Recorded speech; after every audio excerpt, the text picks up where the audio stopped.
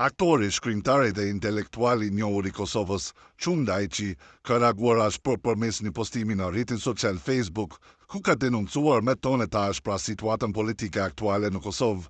Ai ka hedhur akuza të drejtë për drejta ndaj elitës politike, të cilën e përshkruan si milioner me faqe të trasha, duke i bërë përgjigjes për degradimin institucional dhe kthimin e diskursit në një nivel të pasluftës.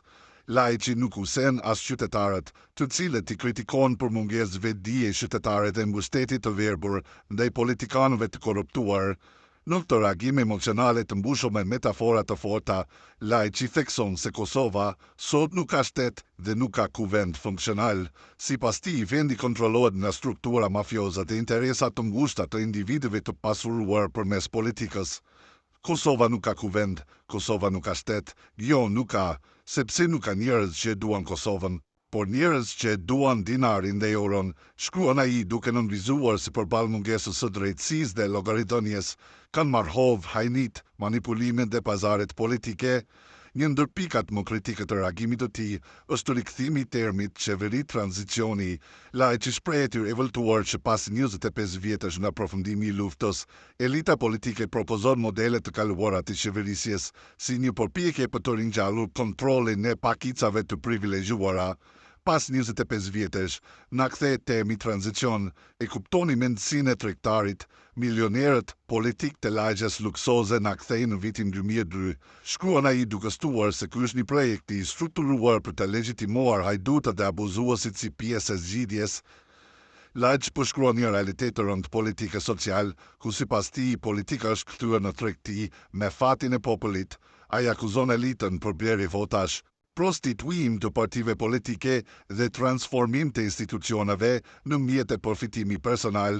Ka deputet dhe parti të blera e të shitura si prostitutat për një natë sevda, jenë me motele buzë autostradave, ka kuvende në shitje në Kosovë në shitje, sot ai duke ironizuar edhe mungesën e veprimit të institucioneve të drejtësisë. Në këtë shkrim, Lajçi nuk ndalet vetëm me kritika ndaj politikës, ai shpreh popullin si bashk përgjegjës për këtë situatë, duke thënë se mungesa e vetdijes qytetare dhe pa aftësia për të bërë dalimin mes të mirës dhe të keqes i ka dhënë hapësirë oligarkëve të vazhdojnë kontrollin e vendit.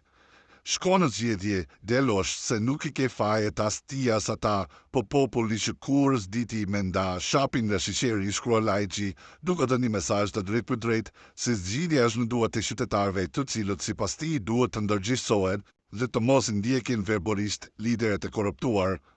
Ai përmend Capo Banda, që ta fusin gishtin në sy, fas me para që nuk dihet në vinë dhe një prokurori të pafuqishme për të ndëshkuar të fuqishmit. Përmes një ironie të hidhur, Lajçi përmendet dhe faktin që populli ende pret që dudat politikanët e vjetër dhe të konsumuar të ribojnë qeverinë sikur të ishin shpëtimtarë. Reagimi Lajçit vjen në një kohë ku në skenën politike të Kosovës është ringjallur ideja krijimit të një qeverie tranzicioni në kontekstin e përplasjeve institucionale dhe krizës së besimit publik ndaj institucioneve. Komentet e tij janë pritur në reagime të shumta në rrjetet sociale, ku një pjesë e qytetarëve japin të drejtë për sinqeritetin dhe ashpërsinë e fjalës, ndërsa të tjerë kritikojnë për tonet e rënda dhe mungesën e alternativës konkrete. Në përfundim, Çun Lajçi lëshon një thirrje që mund të lexohet si apel për zgjedhje të reja dhe për vetëdijësim të shoqërisë. Shko në zgjedhje, djalosh, duke lënë të kuptohet se ndryshimi nuk do të vijë nga ata që janë në pustet, por nga një popull që më në fund arrin të ndaj shapin nga sheqeri.